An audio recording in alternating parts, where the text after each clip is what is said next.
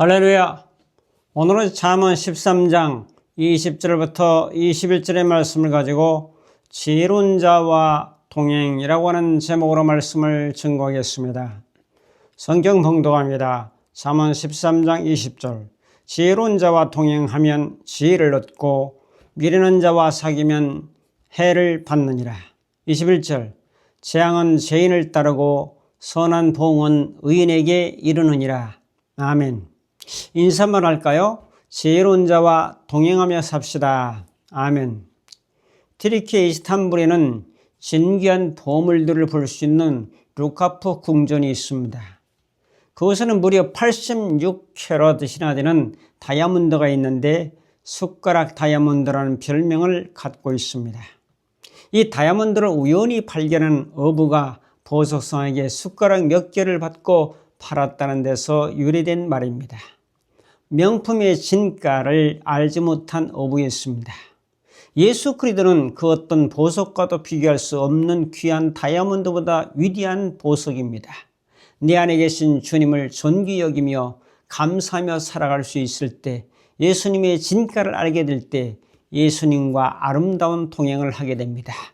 이 세상은 예수님과 아름다운 동행, 그리고 가까이 있는 사람들, 친구들, 벗들, 가족들과 함께 아름다운 동행을 하게 될 때에 거기에 행복과 또 아름다운 멋이 창조될 것입니다. 사람과의 동행도 마찬가지죠. 어떤 사람과 함께 길을 가느냐, 그 목적지가 같아야 되고 방향이 같아야 되고 또 방법이 같아야 되고 사상이 같아야 되고, 그래서 일심 하나의 마음을 갖는다는 것은 대단히 중요하죠. 자, 누구와 함께 그 길을 걷는가에 따라서, 동행하는가에 따라서 인생의 꽃과 향은 달라질 수가 있습니다. 그러므로 관계가 운명을 결정합니다. 자, 이런 글이 있습니다. 인생길 동행하는 사람이 있다는 것. 인생길에 동행하는 사람이 있다는 것은 참으로 행복한 일입니다. 힘들 때 서로 기댈 수 있고, 아플 때 곁에 있어줄 수 있고, 어려울 때 힘이 되어줄 수 있으니 서로 위로가 될 것입니다. 여행을 떠나면 홀로 고독할 텐데 서로의 눈을 맞추어 웃으며 동행하는 이가 있으니 참으로 기쁜 일입니다. 사랑은 홀로는 할 수가 없고, 맛있는 음식도 홀로는 맛없고, 멋진 영화도 홀로는 재미없고, 아름다운 옷을 보아줄 사람이 없다면 무슨 소용이 있겠습니까? 아무리 재미있는 이야기도 들어줄 사람이 없다면 독백이 되고 맙니다. 인생길에 동행하는 사람이 있다면 더 깊이 사랑해야 합니다. 그 사랑으로 인하여 오늘도 내일도 행복할 수 있기 때문입니다. 오늘 잠언 13장 20절 21절 전체적인 그 배경은 이스라엘의 지혜 문학이라고 하는 맥락에서 인간관계의 그 삶, 또 어떤 삶의 결과 보응에 대한 대조적 교훈을 오늘 본문에서는 담고 있습니다. 자, 문화적 역사적 배경을 보면 잠언은 솔로몬 왕 시대를 비롯해서 고대 이스라엘의 지혜자, 현인들이죠. 지혜자들이 축적된 삶의 교훈을 담아놓은 책이 바로 잠언서입니다. 이스라엘 사회에서는 지혜, 이 호크마라고 하는 지혜는 단순한 지식이 아니라 하나님을 경외하며 삶의 현장에서 바르게 살아가는 실제적인 능력을 지혜라고 말합니다. 그러므로 지혜라는 말은 알고 있는 지식의 활용 능력을 지혜라고 말합니다. 잠언 13장은 지혜로운 자와 미련한 자를 대조하고 있고, 의인과 악인을 대조하고 있습니다. 그래서 이 지혜로운 자와 동행하면 뭘 얻어요? 지혜를 얻게 되고, 미련한 자와 사귀면 해를 받는다라고 하는 것을 말씀하면서, 고대 중동 사이에서 공동체의 그 교제는 개인의 인격 형성에 지대한 영향을 미친다는 것을 볼 수가 있습니다. 그때 당시에도 유유상종이라고 하는 그런 말처럼 누구와 어울리는가가 곧 그 사람의 도덕성과 미래를 결정한다고 보았습니다. 여기서 동행한다고 하는 것은 단순한 접촉이 아니라 삶의 방향과 가치관을 공유하는 깊은 교류를 동행이라고 말합니다. 잠언 13장 21절에도 재앙은 죄인을 따르고 보응은 의인에게 이르느니라 라고 말씀합니다. 그래서 구약에는 인과 응보적인 세계관을 많이 말씀하고 세상에서 악인이 일시적으로 형통해 보인다 할지라도 하나님의 공의로운 질서 안에서는 반드시 죄는 파멸, 재앙을 낳고 의로운 삶은 결국 선한 결과로 귀결된다고 하는 영적인 법칙을 강조하고 있습니다. 사랑하는 성도 여러분, 사람은 관계 속에서 살아갑니다. 누구를 만나고 누구를 가까이 하며 누구와 교제하고 누구와 대화하고 누구의 말에 귀를 기울이냐에 따라서 우리의 신앙과 인격이 우리 인생 전체의 방향이 결정됩니다. 성경은 처음부터 끝까지 관계에 대해서 말씀합니다. 하나님과의 관계, 그리고 사람들과의 관계. 사랑하는 성도 여러분, 사람은 관계 속에서 살아갑니다. 누구를 만나고 누구를 가까이 하며 누구의 말을 듣고 누구의 행동에 귀를 기울이는가에 따라서 우리의 신앙과 인격 그리고 인생 전체의 방향이 결정됩니다. 성경은 처음부터 끝까지 관계에 대해서 말씀합니다. 하나님과의 관계 그리고 사람과의 관계입니다. 특별히 성경은 우리가 누구를 가까이 하는지 뿐만 아니라 누구를 멀리 해야 되는지를 알려주고 있습니다. 오늘의 말씀을 통해서 주님의 영감의 음성을 들으면서 함께 은혜를 나누기를 원합니다. 첫 번째로 지혜로운 자와 동행하면 지혜를 얻습니다. 20절 봅시다. 지혜로운 자와 동행하면 지혜를 얻고 미련한 자와 사귀면 해를 받느니라고 말씀합니다. 지혜로운 자는 잠언서에서는 단순한 지식이 아닌 여호와를 경외하는 삶의 방식을 의미합니다. 자, 잠언 19장 10절에 보면 여호와를 경외하는 것이 지혜의 근본이요 거룩하신 자를 아는 것이 명철이니라고 고백합니다. 지혜로운 자는 하나님을 경외하고 그분의 지혜를 공급받아서 이제 살아가는 자를 의미합니다. 지혜는 내면의 얄팍적인 계산으로 사는 것이 아니라 하나님 중심적으로 그의 말씀 중심으로 성령 중심의 감동으로 살아가는 삶의 방식입니다. 사람은 내가 어떤 방식으로 살아가는가 하는 것은 그 사람이 지금까지 살아온 환경에서 영향이 됩니다. 지혜는 하나님으로부터 내려오는 하늘의 영감입니다. 야고보 1장 5절에도 말씀하기를 지혜가 부족하거든 후이지시고 꾸짖지 아니하시는 하나님께 구하라. 그러면 하나님께서 주시리라고 약속하지 않았습니까? 지금까지 살아오면서 삶의 습관들이 만들어 있죠. 이런 삶의 습관들은 어떻게 지혜를 활용하면서 살아가는가 하는 것은 인생의 결과를 만들어냅니다. 자, 우리가 사랑받으며 살아가는 지혜가 12가지 있는데 첫째로 남의 허물을 보지 않는다. 둘째로 자기를 해롭게 하는 이들에게 양심을 품지 않는다. 셋째로 어떤 경우에도 뼈있는 말로써 남에게 괴로움을 안겨주지 않으며 자신의 책임이나 부담을 남에게 떠넘기지 않는다.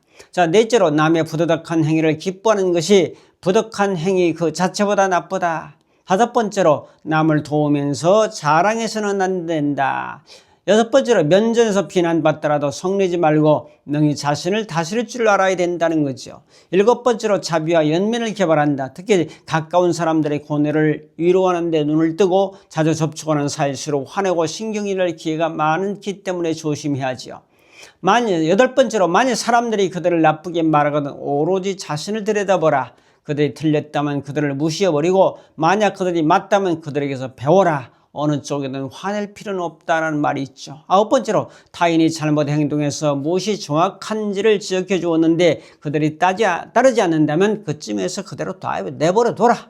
열 번째로 남의 단점을 드러내는 자는 박덕하며 자기의 장점을 자랑하는 자는 그릇이 작아 대성하지 못한다. 11번째로 성질의 불꽃 같다. 참을성이 부족한 사람은 장수하지 못하고 입이 경솔해 쓸데없는 말을 함부로 짓거리는 사람은 재앙을 당하기 쉽다.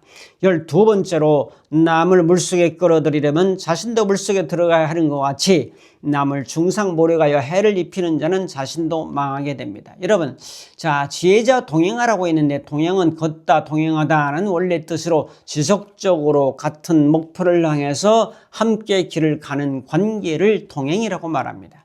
지속적으로 한 방향으로 함께 길을 걸어가는 데는 인내가 요구되고 사랑이 요구되고 희생이 요구되고 섬김이 필요합니다. 성경은 말합니다. 지혜로운 자와 동행하라.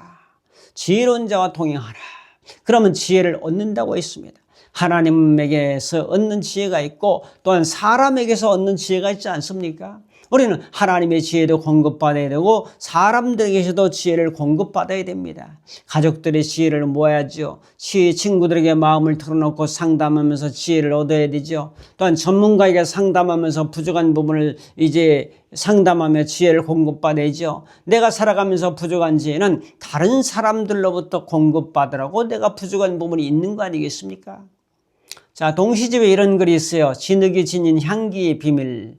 한 나그네가 한 등의 진흙을 얻었습니다. 그 진흙에는 아름다운 향기가 발산되었죠. 나그네가 물었습니다. 너는 바그다드의 진주냐? 아닙니다. 너는 인도의 사양이냐? 그것도 아닙니다. 그럼 너는 무엇이냐? 나는 한 덩이의 진흙 덩어리뿐입니다. 그런데 어디서 그런 향기가 나오느냐? 비결을 말씀해 드릴까요? 나는 백합화와 함께 오래 살았습니다. 진흙이 진 향기의 비밀은 백합화와 오래 살았기 때문에 그 백합화의 향기가 진흙 속에 이제 흡수되었던 것입니다. 진흙과 같은 우리 인생이 주님과 함께 할 때 주님의 향기가 내 속에서 생겨나게 되고 이웃에게까지 번져 흐른다는 거죠. 사랑하는 성도 여러분, 예수님과 동행하고 좋은 사람들과 동행하십시오. 거기에 승리와 축복과 영광과 은혜가 함께 할 것입니다. 할렐루야. 두 번째로 미련한 자와 사귐은 해를 받습니다. 잠언 13장 20절에 미련한 자와 사귐은 해를 받느니라 라고 말씀했죠. 자, 미련한 자는 지혜가 결여된 자, 도덕적으로 우둔한 자를 의미합니다. 사람이 어려움을 겪는 것은 자기가 미련한 선택을 한 것이요, 또 한 가지는 미련한 자와 사귀면서 다른 사람으로부터 해를 당하는 경우입니다. 사람은 자기와 연관된 사람에게서 손해와 해를 당하는 경우가 많습니다. 사람이 사람에게 해를 끼치기도 하고 어려움을 주기도 하고 상처를 주기도 하고 기쁨을 주기도 합니다. 미련한 자와 의심하는 자와 거짓말하는 자와 사귀면 해를 받습니다. 그런 자와 교제하면 내가 꼭 손해를 입히게 됩니다. 자, 보이스피싱, 어떤 사람이 노후자금 2억 5천을 사기당해서 날린 분이 계시죠. 현금도 사기당하고 땅도 담보로 해서 대출을 받아갖고 여러분 다 날려버렸어요. 여러분 상식적으로 생각해 보세요. 처음 전화하고 처음 만나고 처음 대하는 사람을 그렇게 믿어준다는 것이 상식이 맞습니까? 자기에게 친절해주고 아주 사랑하는 것처럼 말해주니까 홀딱 빠진 거죠. 처음 만난 사람이 내 돈을, 내 소유를 갈취하기 위해서 그렇게 친절한 거짓 웃음에 녹아난 거죠. 오랜 시간 동안 함께했던 사람들도 잘 믿어주지 않는데 평생 믿었던 하나님도 잘 믿어주지 않는 사람들이 처음 만나는 사람에게 그렇게 마음을 빼앗기고 돈을 고스란히 갖다 바치는 것을 미련한 짓이라고 하죠. 그렇게 하는 사람은 미련한 자지요. 자, 사기친 자들, 거짓말하는 자들 미련한 자라고 말합니다. 미련한 자와 교제하는 것은 자신도 모르게 해를 입게 되는 결과를 낳는다는 겁니다. 여러분, 나에게 해를 끼칠 만한 사람은 교제하지 않는 게 좋아요. 변호사단 이런 말을 합니다. 경찰에서 조사할 때 나에게 너무 친절하게 해주는 사람들을 조심하라. 바쁜 세상에서 나에게 너무 친절하게 해주는 사람은 조심하라는 말도 있어요. 의도성을 가지고 접근해서 잘못 교제하면 손해를 입히는 경우가 있고 이단들도 얼마나 우리에게 간을 빼주다시피 친절하게 대하지 않습니까? 너무 친절하게 해주는 사람들은 또 약간 사기성이 있는 경우도 많이 있어요. 어떤 사람에게 전화가 걸려왔습니다. 건강식품을 파는 업체인데 건강보조식품인데 전립선에 효능이 있다고 이제 사람을 꼬이기 시작합니다. 연세된 사람들은 거의 전립선 문제가 있기 때문에 샘플을 보내드릴 테니 드셔보시고 주문을 하시면 됩니다. 그런데 받아보니까 샘플 하나하고 정품 한 박스가 도착을 했어요. 한 박스 사라는 이야기죠. 전화 연결을 해도 전화가 잘 연결이 안 됩니다. 그래서 겨우 전화해서 반품을 했다는 얘기죠. 여러분, 너무 무뚝뚝한 사람도 문제지만 너무 친절한 사람도 조심하셔야 됩니다. 모르는 사람, 처음 만나는 사람들이 너무 친절하게 하니까 거기 홀딱 빠져가지고 마음을 뺏겨서 이제 여러분이 가지고 있는 것도 뺏기고 그러는데 여러분, 처음 만난 사람들은 어떻게 잘 믿어요? 여러분, 도둑들이 너무나 많은 세상입니다. 자, 도둑이 오는 것은 도둑질하고 죽이고 멸망시키는 것이고, 자, 내가 온 것은 예수님이 오신 것은 양으로 하여금 더 풍성하기 위해서 오셨다고 말씀합니다. 이 도둑은 마귀입니다. 여러분, 마귀가 그냥 뿔 달고 오는 것이 아니라 검은 옷을 입고 오는 것이 아니라 광명한 천사처럼 사람들을 통해서 가장하고 속이면서 여러분들을 미혹하고 넘어뜨린다는 사실을 기억합시다. 그건 세 번째로 재앙은 죄인을 따르고 선한 복은 의인에게 이릅니다. 재앙은 죄인을 따르고 선한 복은 의인에게 이르느니라 21절에 말씀하죠. 재앙과 선한 봉이 나눠지고 죄인과 의인이 대조되고 있습니다. 죄인은 하나님의 뜻에 어긋는 사람이요 믿지 않는 사람이요, 재앙은 불행을 의미합니다. 의인은 하나님과 관계를 올바로 가진 예수 그리스도를 믿고 영접하는 사람이죠. 그러므로 여러분들이 예수 그리스도를 믿고 의지하고 그분을 따른다면 의인의 반열에 서는 거죠. 의인들에게는 선한 복이 따른다고 말씀했습니다. 광주에서 여고생을 납치하다가 잘 안 되는데 그 여고생을 살해한 경찰 간부의 아들은 죄인이라는 칭호를 받게 되고 결국 그 집안은 재앙을 불러오는 그 회오리 바람을 일으키지 않았습니까? 그 아들 하나가. 여러분, 아버지의 생도 망가뜨리고 가정도 완전히 쑥대밭을 만들어 버렸고 그 자신도 결국 참 무기 같은 징역을 받지 않겠습니까? 여러분, 선한 봉이라고 했는데 선한이라고 하는 것은 선한 것, 좋은 것, 복된 것을 의미합니다. 자, 봉이라는 것은 갚다, 보상하다. 자, 의인에게는 선한 봉을 주신다. 선한 것으로 갚아주신다. 하나님 우리 선한 행위대로 갚아주시는 분이십니다. 주님은 의인들에게 좋은 것을 보상해 주신다고. 가장 좋은 건 천국이요, 영생이요, 생명입니다. 그러니까 이 땅에서도 선한 것으로 갚아주신다고 약속했기 때문에 그 약속을 믿고 최선의 경주를 하면 이 땅에서도 여러분 선한 것을 받습니다. 시와이처가 아프리카로 떠나기 전에 가장 중요한 삶 중에서 세 가지를 포기했다고 했습니다. 첫째는 심취 했던 바이의 음악을 포기했고, 둘째는 명성을 떨칠 수 있었던 대학 교수직을 포기했고, 세 번째는 풍요롭고 안락한 자신의 삶을 포기했습니다. 이 모든 것을 다 포기한 후에 이제 아프리카 오고의 강변 람바렌의 병원을 설립해서 자신의 모든 것을 바쳐 그들을 위해서 병을 고쳐주고 영적인 구원을 위해서 복음을 전파했습니다. 자, 그는 자신이 포기했던 것에 대해서 결코 미련을 갖지 않았습니다. 고난받는 자를 위해서 자신을 헌신한 것이 오히려 그의 마음에 기쁨과 감사를 가져오게 했습니다. 그러나 하나님은 슈바이처의 희생과 사랑에 대해서 침묵하지 않았습니다. 오히려 더 큰 것으로 보상해 주었습니다. 슈바이처는 그토록 심취했던 바위 음악을 포기했지만 바위 협회는 모든 회원들이 참여하는 대대적인 연주회를 아프리카에서 열어주었고 대형 오르간도 선물했습니다. 단 존경과 명예가 뒤따르는 교수직을 포기했지만 하나님은 그를 평생 동안 강의할 만한 강의 시간을 단 1년 동안 모두 허락하셨습니다. 안식년을 맞아서 귀국한 그에게 대학마다 앞다투어 초청해서 그의 강의를 듣기를 원했다고 했습니다. 그리고 자신의 풍요롭고 안락한 삶을 포기했지만 그가 저술한 자서전을 비롯한 많은 책들이 베스트셀러가 되어서 자신의 선택한 삶의 가치를 확인할 수 있었기 때문에 그 마음에 충만한 기쁨을 가져서 그를 보상받았습니다. 하나님은 여러 가지로 보상해 주신 것을 믿으시기 바랍니다. 현실의 돈이나 성공이나 권세로 보상을 안 해주시더라도 다른 쪽으로 하나님의 방법으로 얼마든지 여러분들을 보상해 주십니다. 할렐루야!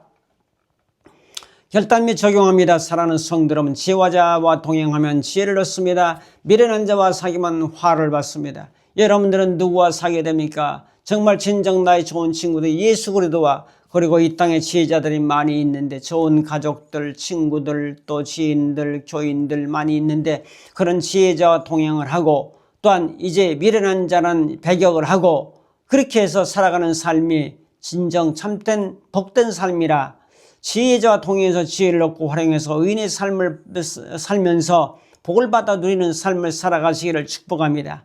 제가 지난 날을 돌아보면 지혜로운 자와 동행한 경우도 있고 미련한 자와 동행한 경우도 있습니다. 지혜로운 자와 동행하면 기쁨과 감사와 승리 역사가 있었고 미련한 자와 동행은 고통과 고난과 아픔이 있었습니다. 모든 것이 나의 선택의 결과입니다. 미련한 자와는 거리를 두면서 살아야 됩니다. 그렇지 않으면 화를 받게 되고 손해를 받게 됩니다. 여러분들은 의인의 삶이 되어서 주님의 보상을 받으면서 살아가는 승리의 주인공들이 다 될 수 있기를 주님의 이름으로 축복합니다. 감사합니다. 자비로우신 하나님 아버지, 지혜자와 동행함으로 지혜를 얻는 자 되게 하시고 미련한 자와 살아가면서 교제함으로 화를 받지 않는 사람이 될 수 있도록 지혜의 영 되신 주님, 지혜의 친구자 되신 주님, 주님께서 우리가 동행자 되어주시고 좀 지혜로운 자들과 함께 동행하는 승리 역사가 나타나도록 크시는 총으로 함께 하옵소서. 예수님의 이름으로 기도하옵나이다. 아멘.